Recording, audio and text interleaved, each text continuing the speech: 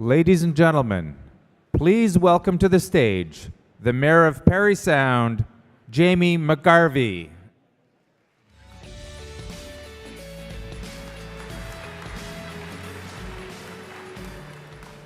Good morning, everyone. In Canada, Nick Nanos is known as the expert on gathering, distilling, and explaining public opinions. He's one of the most respected public opinion pollsters, mapping the political, economic, and social trends that influence policy. As the president and CEO of Nanos Research, he is regularly called upon by senior corporate and political decision makers to conduct research and to provide strategic counsel. Over the years, Nick has done polling for AMO and has presented at our conference numerous times. Well, today, we have invited him back to provide insight into Ontarians' perspectives and opinions on the 2018 municipal elections. Once again, he will take questions at the end of his presentation, so please give a big, warm welcome for Nick Nanos. Whew. Thanks, Jamie.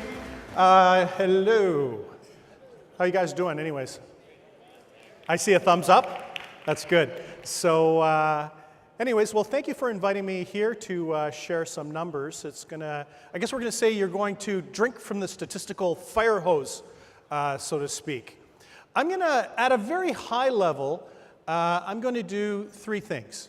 I'm going to kind of set the table with some big forces that I believe are shaping the political environment, not just at the municipal level, but is basically driving voters. I'm going to unpack the latest survey data that we've done and that we're releasing. It's hot off the press that we've done for the AMO. And then I'm going to conclude with maybe what I'll say, some provocative ideas and things to think about, not just in terms of municipal issues, but what I'll say the municipal environment in terms of discussing public policy issues, what voters want and what they're looking for, and things that I think that are important as we kind of get into the fall cycle. Now, all that said, I'd like to say, this might sound kind of odd, but obviously I know my numbers, so I'm actually more interested in the questions that you might have as a result of either the polling data or the observations that I have. So there is time at the end of my chat, and we should consider it an informal chat, for you to ask questions and for us to engage in a dialogue, and I'm quite interested in that. And there might be times, factoring the total time for this session, where I might go through some things a little faster. It's not because they're not important, but because there's only so much things to say. You know, it's interesting, as a pollster, one of the things that I decided when I first got into the profession was I would speak to the numbers and then stop. And actually, I was very unpopular with reporters because they'd ask me to do an interview, and I'd do an interview, and I'd say something, and then I'd stop. And then they said, "You can keep talking." And I said, "No, it's okay. I'm just going to stop at the numbers," because I'd realized, similar to a politician and elected officials, sometimes if you talk a little too much, you're more likely to kind of say something that you've regretted. So you're going to see some of these data figures are fairly straightforward. I'm going to talk about what I think are significant in them, and then we'll move on. But that said, we've got a lot of stats and numbers and ideas to kind of think about. So I'm going to talk about the federal and provincial political landscape as the context as we go into the next municipal election, because I think there are some learnings there, and it's important to have that on the menu, so to speak. Then we're going to unpack some polling related to municipal services, taxes, voting in the 2018 municipal elections, also some questions on how Ontarians feel about mayoral powers and what they should and what they shouldn't be and what they're comfortable and uncomfortable with. And then I'm going to wrap up with some key observations.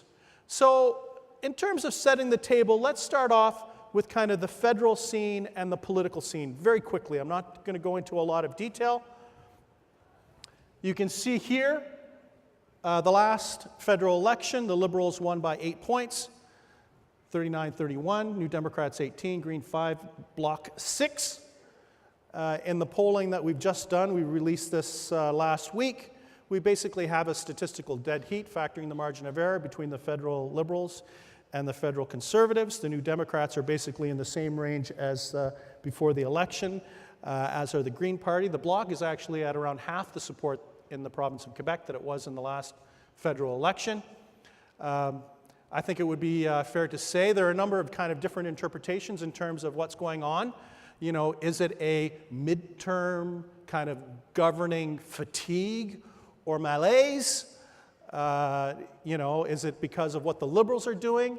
You know, a lot of times I try to kind of rewind back to why politicians won. And, you know, one of the things that I always kind of put my finger on, and many times politicians win elections, but they don't really understand why they won. And they think that every promise that they made is a validation that it should be done. When the reality is, when we think of the last federal election, and I say this without judgment on any of the options, is that it was time for a change. People wanted a different type and style of leadership. And one of the things that appealed to them, according to the research, was a politician stepping forward and talking about advancing kind of the economic wherewithal and the condition of Canadians. You remember Justin Trudeau talked about the 90%, you know, how he was going to help the middle class. And this particular thread of a politician that said he or she was going to focus on helping more people, the middle class, the majority, actually resonated with a lot of Canadians. And I think it would be fair to say, and I say this just as an observer, is that if you look at what the federal Liberals have focused on, and you know, the thing is, and whether this is fair or unfair, most governments are judged by voters by what they see in the news. So what is in the news? What are the things that come to mind when we think of the Liberals? I'm not asking you that, since I don't want to get anybody in trouble, but there are things like Indigenous reconciliation, legalizing marijuana, gender issues. And I think for a lot of Canadians, the polling shows that they support a lot of these things and are comfortable.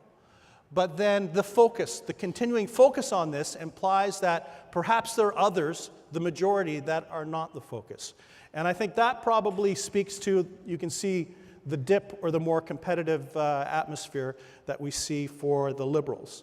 But you know, I think the reality is that if we were to look into a crystal ball, and here's a quote that you can call me out and tweet afterwards as me being incorrect, is that if I was to give a guess, and I would say this is a guess, of what's going to happen in the next election, it could be a lot like 1972.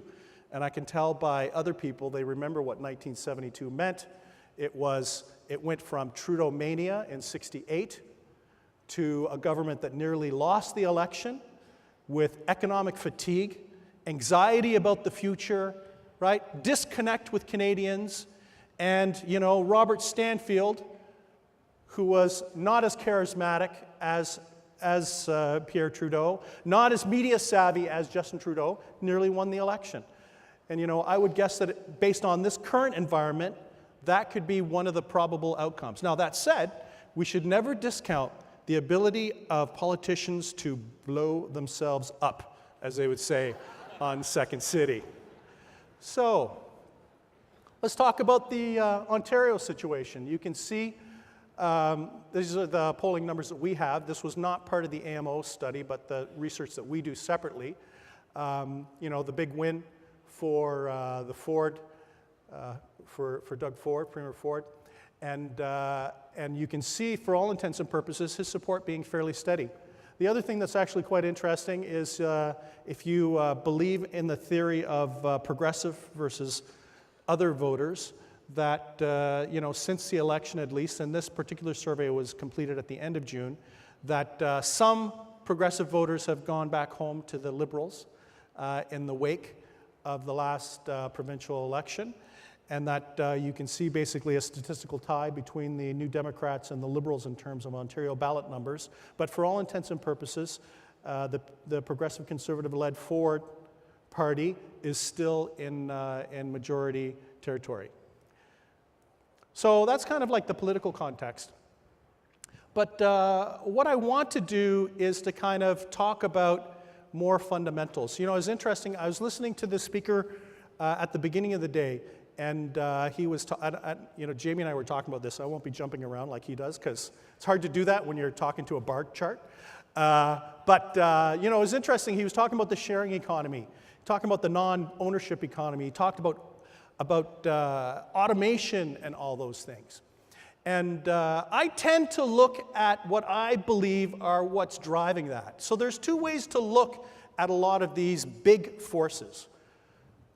One way to look at it would be millennials like the sharing economy. They like taking Uber, right? They like Airbnb. They like all these other things because they have the flexibility to not own something and to try something different, to drive a different car, to stay at different cottages on the weekend, to go to different cities and stay in different places and not in a corporate hotel. You know, so my question is that there's another way to look at it. And in research that we did for the Ontario Real Estate Association, it was a pretty large study of millennials. What it actually showed was that millennials want to own a home, want to own a car, want to have a cottage, but they do not feel that they will be able to afford it. So then the question is this sharing economy something real, or is it a symptom of the economic reality that millennials face themselves in? And I would say, from a polling perspective, that it is a symptom. Why?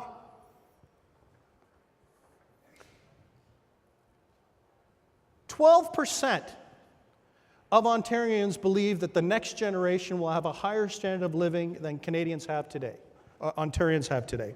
So this is the Ontario numbers. 12%. So think of yourself walking down the street in Barrie, saying hello to everybody there. And yes, I know you're happy about that, right? Only 1 out of 8 of your fellow members or residents in the community actually are walking with a little jump in their step, thinking that the next generation will have a higher standard of living. Anyone want to guess, and I'll throw this out to the audience, anyone want to guess on the percentage that believe in Ontario that the next generation will have a lower standard of living? 53? 60%. 6 out of every 10 Ontarians think that the next generation will have a lower standard of living. So think if you're a millennial, and you know, you kind of say, well, I'm not going to be buying a car, I'm not going to be owning a home, maybe I'll be renting. Think of how you think about the future. If you have children, think of what are you going to tell your son or daughter about where the jobs are. You're probably worried about whether your son or daughter will be able to afford the same type of house that you have, or where they can even afford your home. That you're looking at your property taxes, for example, and you're thinking, well, even if the house is paid and we sell our house for a fair price to our son or daughter, will they be able to afford the carrying costs of the home? And what I want to put on the table is that this economic anxiety, actually what's interesting is that it exists in most major industrial democracies. And you know, the interesting thing is that, you know, this is in the United States, it's in the United Kingdom, it's in France. Yes, it's even in Germany in powerhouses, this economic anxiety or anxiety about the future. This is the whole concept of declinism, which is counter to what we're used to. The reality is that since World War II, we have all been conditioned and, I would say, blessed economically in terms of having growth, and thinking that, yes, there are certain sectors of the economy that are going to create jobs. We're kind of blessed with an atmosphere is that if you did everything right, what do I mean by that? That you went to school, maybe you worked part-time, that you paid for your education, that you got a job, that you will be able to get the 3 things that make up what I would say a middle-class existence. What does that mean? Own a home, own a car, go on a vacation. Fast forward now, and you know, we heard about the sharing economy and all these other things. All these things that self-identify as being part of the middle class. Sorry, I thought that was a question from the green guy in the shirt. All those things that we think are part of the middle class are actually being completely unpacked. So should we be surprised when a politician comes along, federal, provincial, municipal, and runs against the system, runs against the establishment, tells people, you know what, it's not your fault. You went to school, right? You work hard, but you're not making enough money. It's not your fault. It's the system's fault. So think of an environment where this type of anger and anxiety can be activated. And think of an environment, I usually tell kind of elected officials, I'd say, hey, you know, the last thing you want to be is the establishment. And I know it's very difficult if you're the incumbent, but if you're perceived as being part of the establishment, then that's a problem. You have to frame yourself as someone that is doing things for voters, right? That's someone that is trying to kind of achieve and deliver, and that the mission is not quite done. So, think of the economy as kind of like the unspoken thing, dark cloud hanging over most voters. And that being a factor not just at national elections and provincial elections, but also in municipal elections. So think of that. Don't forget that when you're kind of dealing with constituents and residents when they come in the next municipal election, because this is one of the frames and the things to have on the radar. The other thing, and Jamie and I were talking about this just before the talk, this has to do with the blurriness or the fuzziness between what I'll say truth and symbolism. So just to use an example, for those of you that are political junkies and might have followed the Brexit vote, you know, a very quick example to show where we're at is there were two competing promises, right? One promise by the Brexiteers was that if they left the European Union, £350 million would be repatriated. The people that, for the folks that were the Remain, they said that every household would get hit with £4,300 kind of negative economic impact if the UK left the European Union. And you know, what was interesting during the course of the election is that the National Statistical Office of the UK has basically said that this the £350 million promise of money that could be repatriated every week to the National Health Service was actually fundamentally wrong. So you can imagine if StatsCan had said, you know what, oh, this party promise is incorrect. So that's not really anything new, that someone might kind of fudge the numbers a little bit. But what was interesting is that in the days leading up to the vote, there was a survey done, and they asked people, they presented the two statements, and they said, which one do you believe, and which one do you not believe? And the scary part is that only 17% of people believed the truth, and 47% believed the lie, even after it was said publicly by the National Statistical Agency that it was a lie. Why I use this as an example is because you have to think of the frame of citizens right now. You have to think of economic anxiety, and then you have to think of the blurriness between the truth and a lie. And you know what? I can tell by looking at the audience, they're about kind of, many of you are the same age as me. When I was in university, I remember the internet coming on the scene when I was in university, and I was at that time I was doing my degree in political science, and like a wishful, hopeful, optimistic political science student, with the coming of the internet, I remember thinking, and remember there was a discussion saying that there will be this wonderful thing called the internet. Politicians will say stuff and we'll be able to check, oh, it's a lie, or it's a truth. Well, we're not obviously even near to something like that. But you know, the point that I'm trying to make is that, and this is very important when you're communicating as municipal leaders, even if you're telling the truth, even if you're sharing evidence, there will be some people that will not believe it. And this is where you have to kind of tap into what I'll say, symbolic versus literal messaging. And you know what? It's very effective. You know, Donald Trump is probably the best example where he talked about building a wall and tearing up agreements. You know, Premier Ford is a good example. You know, when he talks about buck a beer, actually what's not important are the policy implications and whether it can actually happen or not, or whether it even will happen. What's important is the symbol that it represents, that in one little part of your life, for some voters, he's trying to make things a little better. In the same way that when he promised to fire the head of Hydro One, it wasn't, does that make public policy sense? Will that be expensive? Is that a good decision? It had nothing to do with that. It had to do with the symbolism that he was trying to convey and connect with voters that something was wrong. So the message for you from me today is that you have to be respectful of the economic anxiety that people have and the worry that they have about the future for themselves and their kids.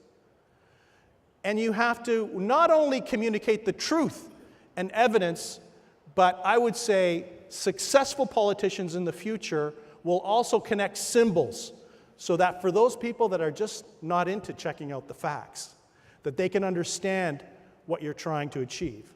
So let's shift gears and talk numbers. You know, what's interesting in the tracking that we have for the AMO on the most responsive level of government, you can see that even when you factor the margin of error, so this is a survey of 1,000 Ontarians, it's accurate plus or minus 3 percentage points 19 times out of 20. You know, at the bottom of the pack always is the federal government. You have to think of the federal government as the most distant level of government. And then on any given day, it's municipalities in the province, depending on the provincial government of the day and what's going on. You can see those lower numbers for the province of Ontario in 2016 during what I'll say, a down cycle. Hey, Tasso. For the provincial government. But you know, the reality is that factoring the margin of error, you have very similar numbers where people think of responsiveness and they think of proximity, things that affect people's day-to-day lives. And you know, when we ask Ontarians what the top challenges are facing municipal governments, we get a pretty long list. And you know, this particular list, people can say whatever they want. But at the very top, you have to think of infrastructure and transportation as the top issues. And that realistically, that being a top issue, more than 4 times more important as a challenge that people identify compared to the politics of council, budgets, social services, construction growth, even housing. So you have to think of a food chain of what's at the top of the list. And you know, many times when I'm talking to clients, I'd be saying, you know, this is the stuff that people want to hear about. Let's talk about infrastructure and transportation. It doesn't mean that you do not talk about other things, because the reality is that good municipal leaders not only talk to people about what they're interested in, they advance discussion on other issues that might not be on the radar, but that are strategically important for the success and vibrancy of your community. And even when it comes to the prioritization of municipal services, in terms of what might be a high, average, low, or no priority, you can see that at the top of the list, not a big surprise, and these net scores are the difference between people that say it's a high priority and not a priority, the 2 red and the 2 green actually, and you can see quality drinking water at the top of the list, hospitals and healthcare, state of roads, effective stormwater systems. You can see housing available at the bottom of the list, although still strong, providing healthcare services. But it's just one of those things, to put this into context, you can see that ensuring quality drinking water, when you see the number of Ontarians that say that it is an outright high priority, it's twice as high as providing good healthcare services. What does this mean? That if there's a problem in these top areas, then there is a problem among residents. If everything is good in these areas, then it's not a factor for many voters because these issues are being well managed. And you know, polling data like this is very important from a risk management perspective. It just means that if you're dealing with an issue that is a top priority as a municipal service, that means that if something happens, you need to respond actually quite quickly in order to communicate with residents compared to ones that are lower priorities. And you know, this is where we get into some of these skill testing questions. What contributes most to a residential property tax bill? So this is what people think. You can see at the top of the list, there's a bit more diversity in terms of the numbers. Public Works, 33%. Police and fire services, so you can see in terms of average people, and this is what they believe is driving, so this is the perception, not necessarily the reality, but people see that these two envelopes, Public Works and Police and Fire Services, as being the two things that are most likely to contribute to the property tax bill, and then kind of, I'll call it a second magnitude of contributors, including community health services, social and family services, and housing. You know, we keep asking this question. This is an interesting question related to the wages and benefits of fire and police personnel. And I'd like to say that I like fire and police personnel. I always say this whenever I kind of present these numbers. But, you know, what's quite interesting, we kind of test on a number of options. For these individuals having the same wage and benefit increases as other employees in the municipality, having a rate of increase compared to other comparable police and fire personnel across the province, or freeze. You know, what's interesting still, 1 out of every 5 Ontarians would opt for an outright freeze of fire and police personnel. But that in the latest polling, we can see that there's an appetite. You can see 43% would like to see wages that are comparable to other employees within the municipality, a 13-point differential between those that would like fire to fire and police to police across the province compared in terms of increases. Services that would be cut. I guess this is kind of like the Survivor Island for municipal services. And it's not on the chart, but unsure is actually quite high. It speaks to the importance. It's hard for people to pick, you know, which municipal services should be cut if they could, and you can see 19% say nothing should be cut.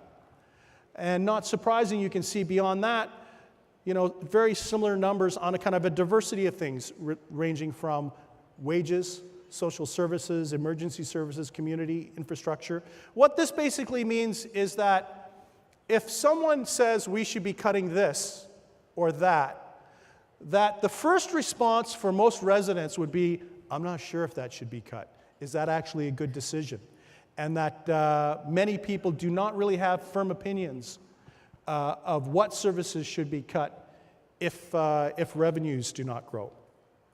The other interesting thing when we talk about media coverage in local communities, and this is actually quite significant considering the importance of media in terms of the democratic process, by a factor of 6 to 1, residents in Ontario are more likely to say that media coverage in their community on municipal government has actually gone down. Only 5% say that it's increased, 30% that it's gone down. You can see 47% stayed the same, which means that there is a hunger, and perhaps this is one message that you could take to media outlets in your community, that people have noticed that there is less coverage of municipal issues and community issues in their local newspaper, and that now is a good time to kind of ramp that up. But it's actually quite interesting when we talk about methods, and this might surprise you Twitter fanatics out there, method for obtaining community news. You know, I think, you know, you hear about all the stuff that's going on and you'd think that Twitter must be the key way for people to get community news. And I guess if we'd done this survey on Twitter, that would have shown that. But this was a telephone survey that we did, so it's representative of the whole population. Our survey includes land and cell lines, which means that young people were well represented in the sample. But you can see kind of when it comes to community news, local newspaper is still near the top, but online. So you have to think of people on their phones accessing information and accessing it through online websites, online news sources, right? Websites from candidates, from the municipality and so forth. And TV news, obviously not as important as online or local paper. Social media, you can see only 8% said social media was their kind of prime method for obtaining community news. So what does this mean?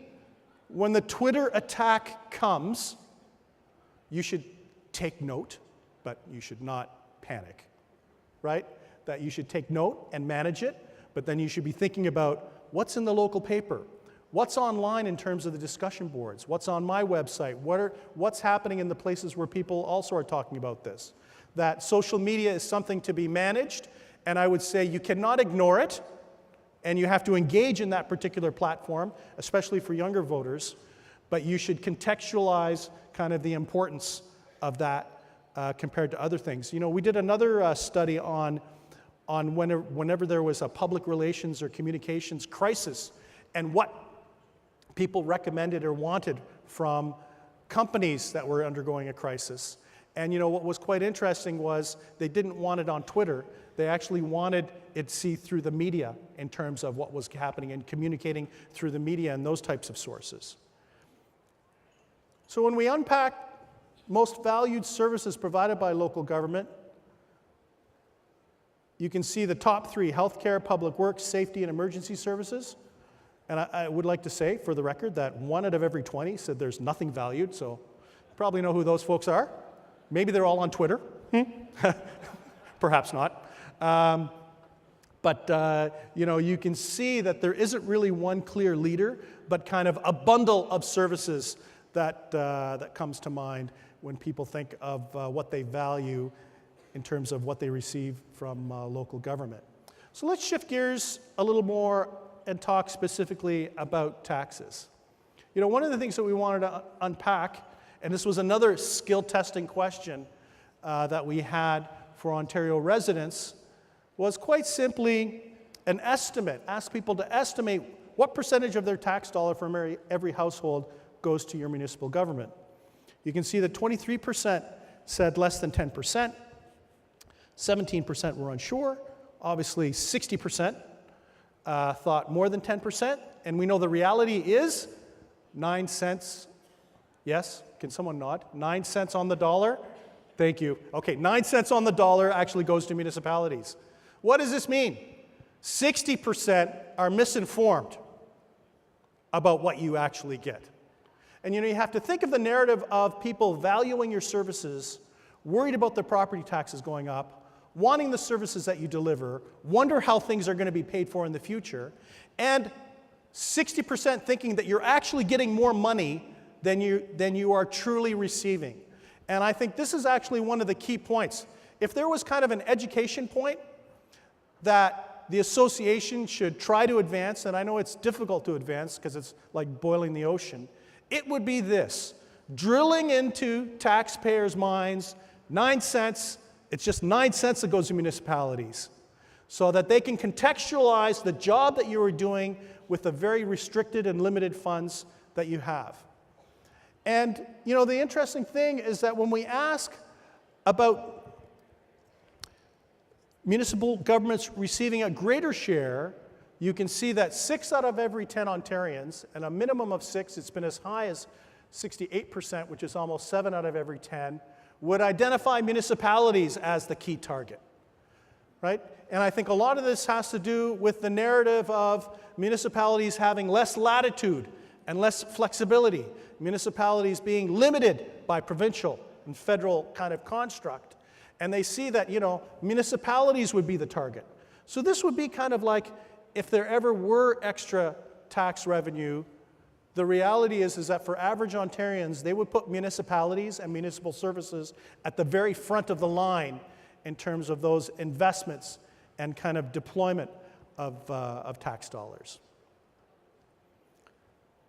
Asking about cutting services, freezing property taxes, you can see whether people would support or oppose your municipal government cutting services to freeze property tax.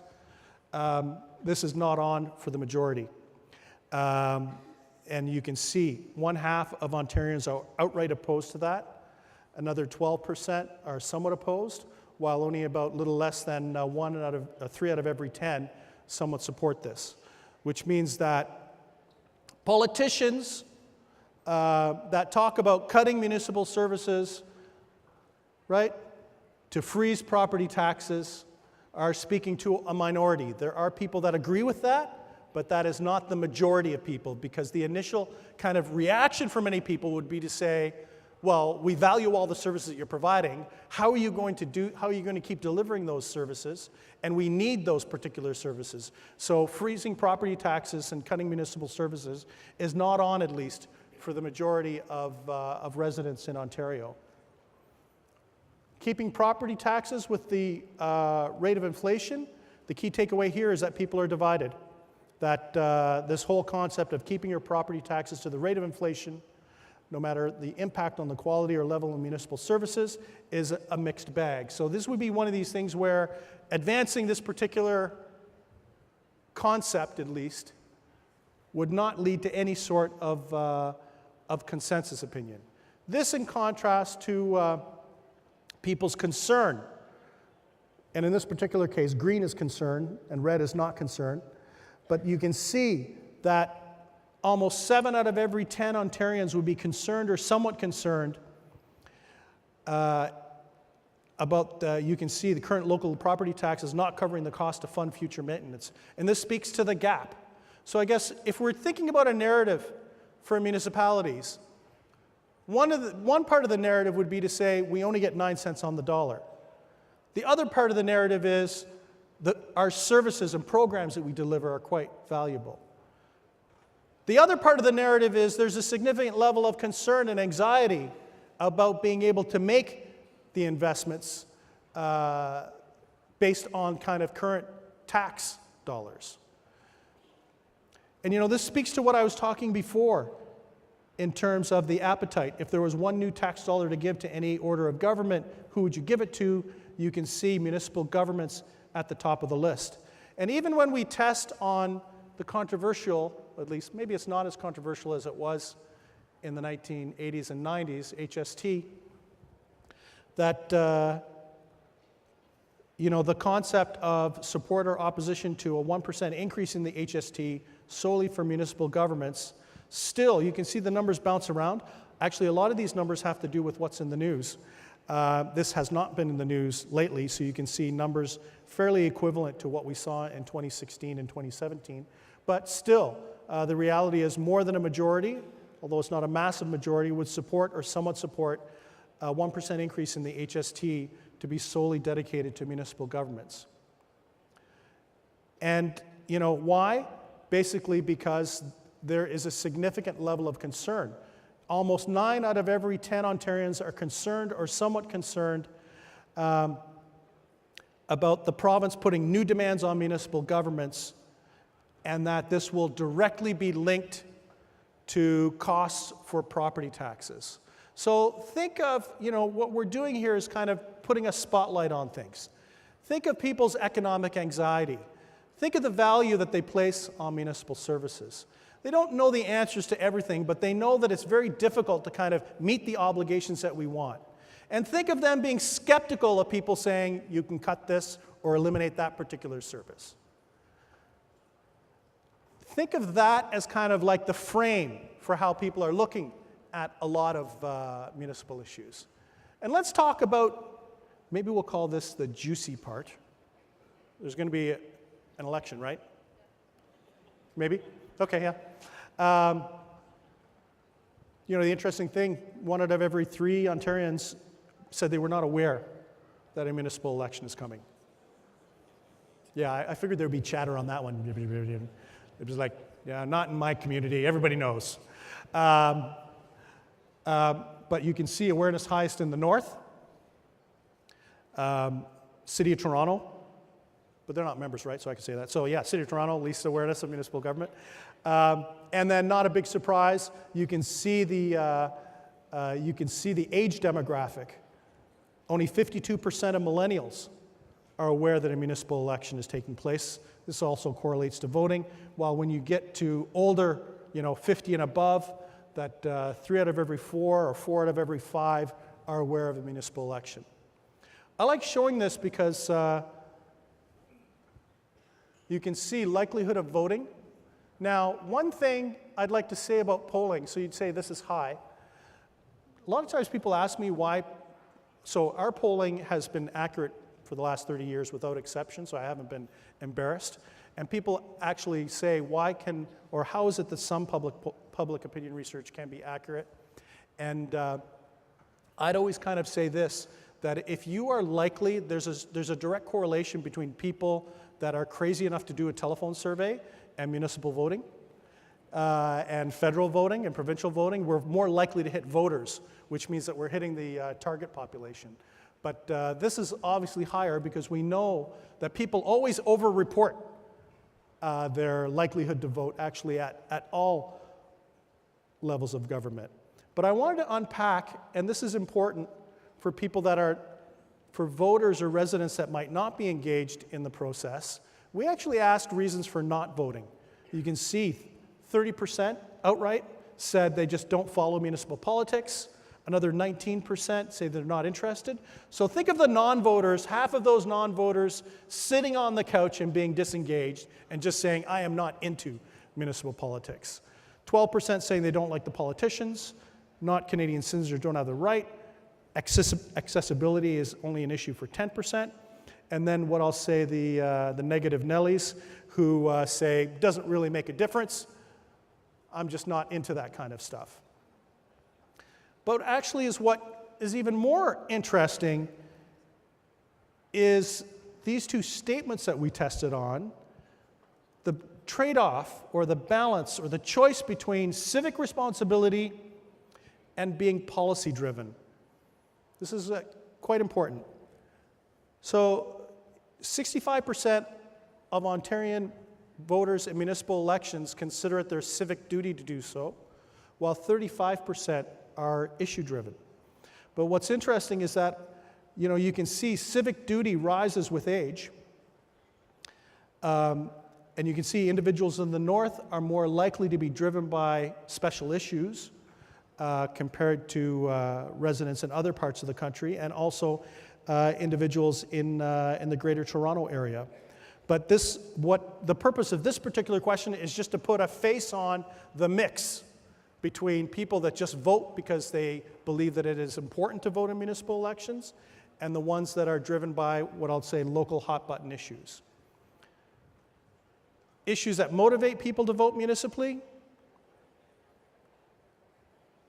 You can see basically kind of a bit of a buffet from healthcare services through to 16% that vote based on a good leader who can deliver benefits to his or her community, infrastructure, taxes, fiscal management.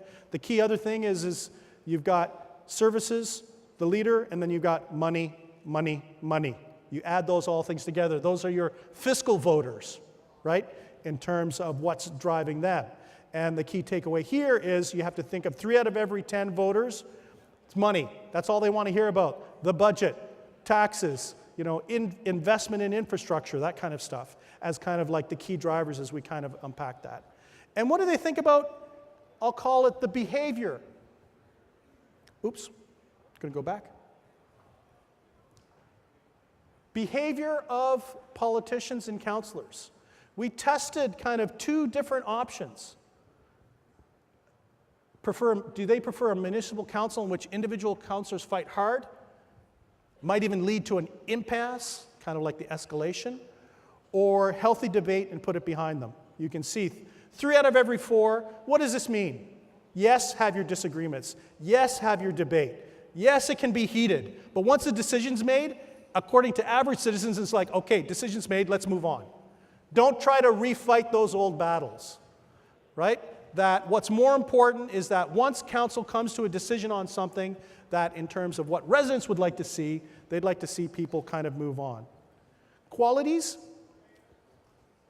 This is kind of like, I'll date myself. Do you remember the $6 Million Man? Faster, stronger, all that kind of stuff. Do you remember Max, his bionic dog?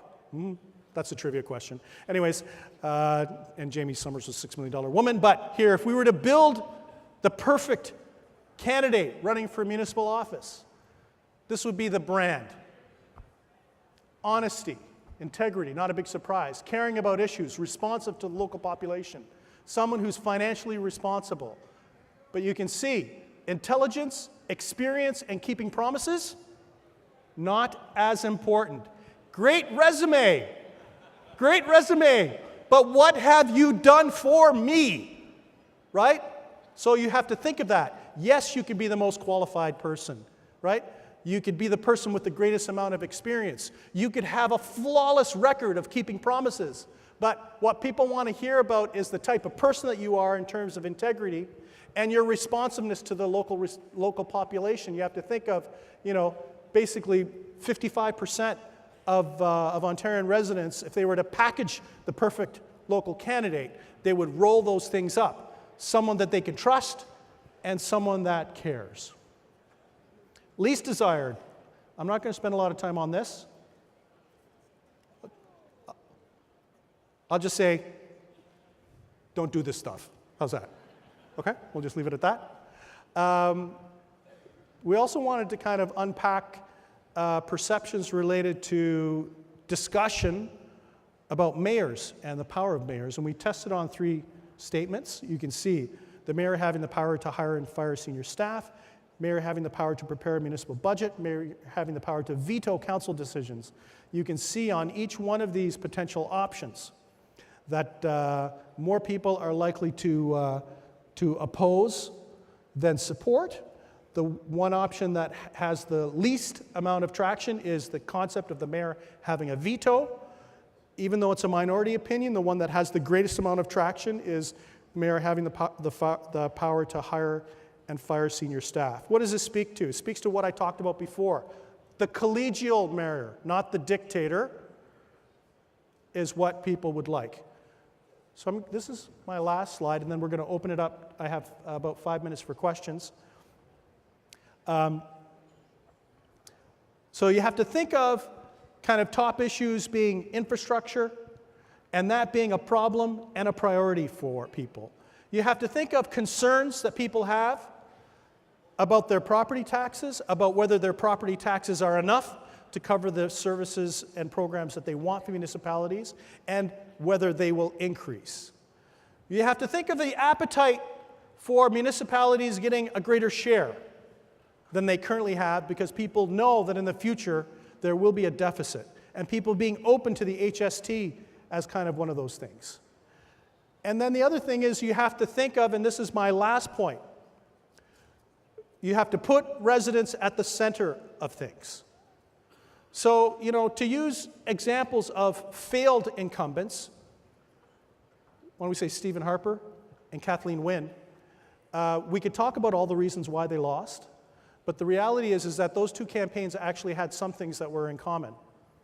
They spent all their time attacking their opponents and tearing them down, and they spent their time defending their record. But what they were missing was actually the most important thing: telling people why they needed another mandate. So if you are an incumbent, running on your track record and tearing down your opponents is not enough. You basically have to tell people, I am not done. There are more good things and good works that we can do in this community that I'm ready to lead, and that I'm prepared to do these things. Because the thing is that if you focus on the past, and if you focus on your opponents, it will not be enough, I believe, to overcome this anti-establishment sentiment that's out there.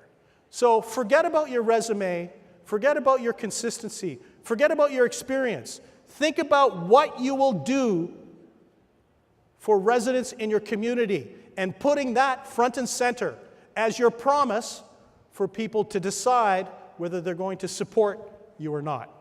And with that, I thank you for your attention, and we do have a couple, so thanks, and I can take questions.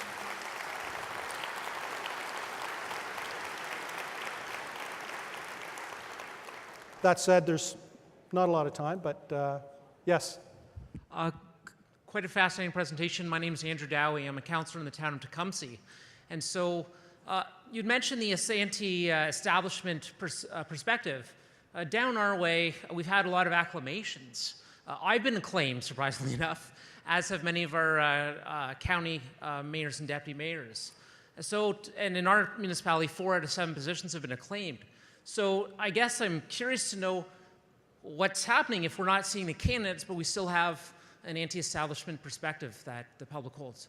Yeah, well, I would say that if in that particular case, it's probably because people are satisfied, right?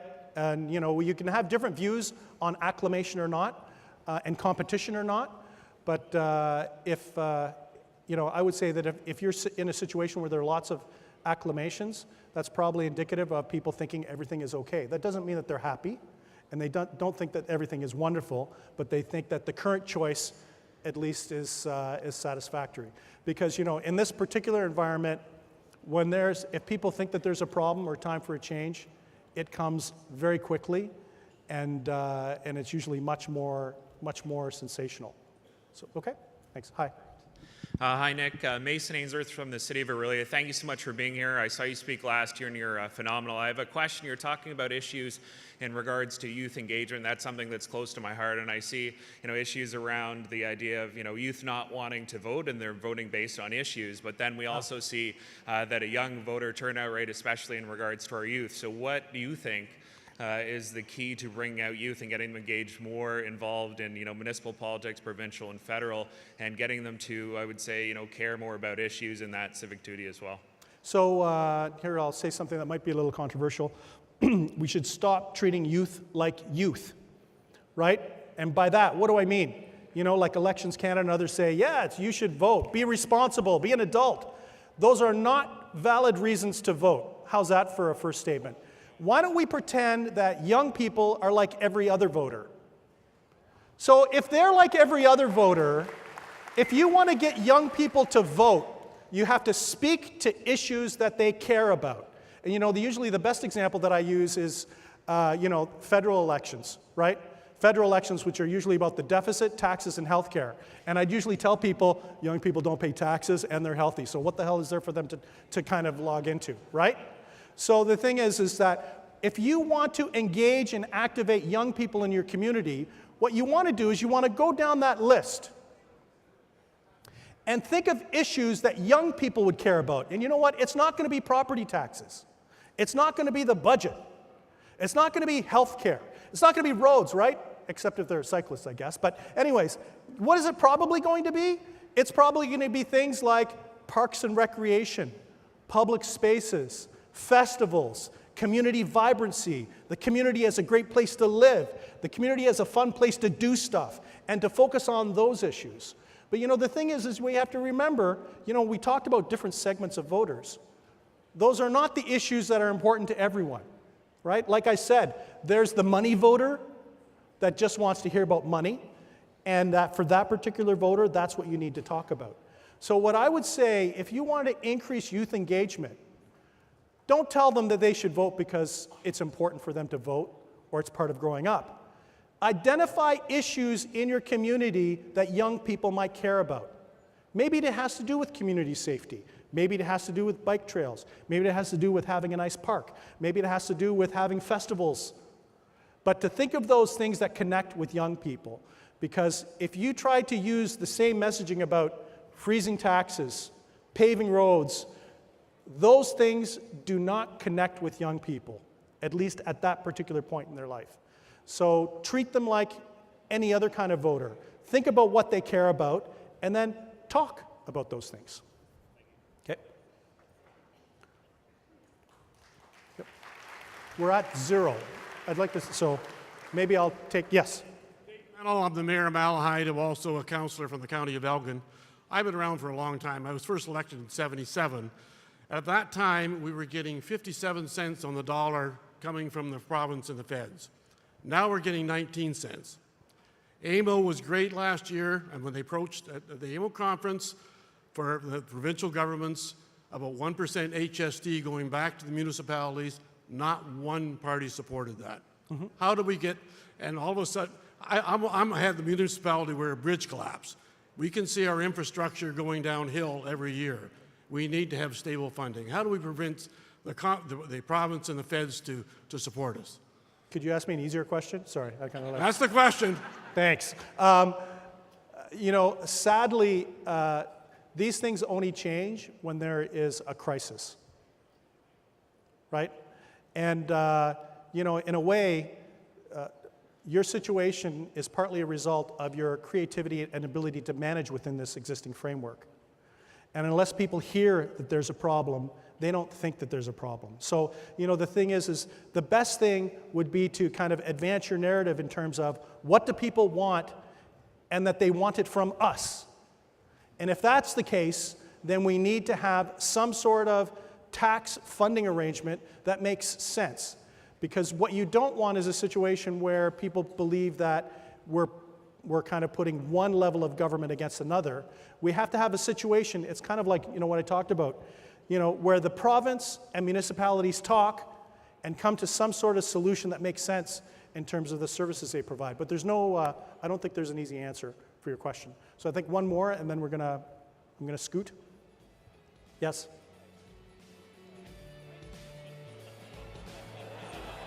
We can talk outside. Anyways, thanks a lot, everybody. Sorry.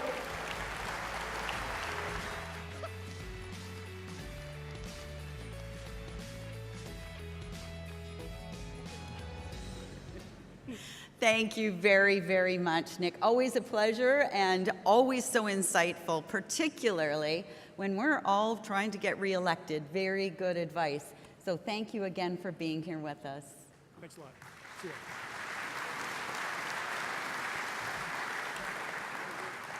Hello.